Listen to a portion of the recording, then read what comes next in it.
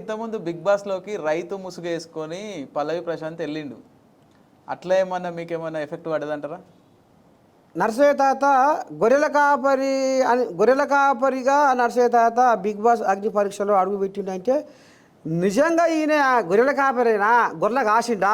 ఉమ్, ఉమ్, నేను గొర్రెల కాపరి స్థాయి నుంచి జర్నలిస్ట్గా మారినని చెప్పినాడ.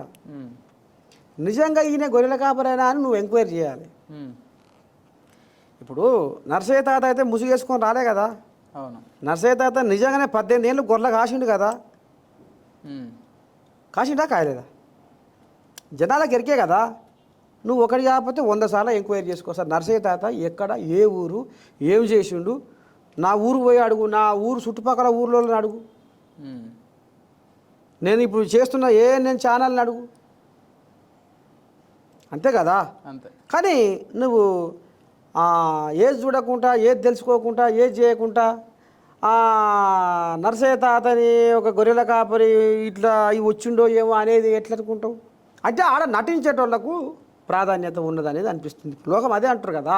అటు రైతు బిడ్డను అని ముసుగేసుకొని వస్తానేమో, యాక్టింగ్ చేస్తానేమో అని ఇది చేసిర్రు. ఇలా నిజ జీవితంలో ఒక గొర్రెల కాపరి జనాలకు సేవ చేసుకుంటా, జనాల పక్షాన పోరాడుతూ, జనమే తన కుటుంబం అనుకుంటా బతుకుతున్న నర్సయ్య తాతకు నర్సయ్య తాతను వాళ్ళు ఏం అర్థం చేసుకోర్రు? ఏదో నెత్తి మీద తువాలేసుకొని నేను రైతు బిడ్డను ఆయన ఆ రకంగా ఆయన యాక్టింగ్ చేసి ఆయన చేసిన కథలేంది, ఆయన ఇప్పుడు బయటకు వచ్చినాక ఆయన గతంలో ఏమన్నాడు, ఇప్పుడు ఏం చేస్తున్నాడో అంతేరికి వరుస చెప్తున్నా. అంటే నిజంగానే ఆయన రైతు బిడ్డేనా, ఏం చేస్తాడు, ఎట్లా, ఏంది, ఏం కథ అనేది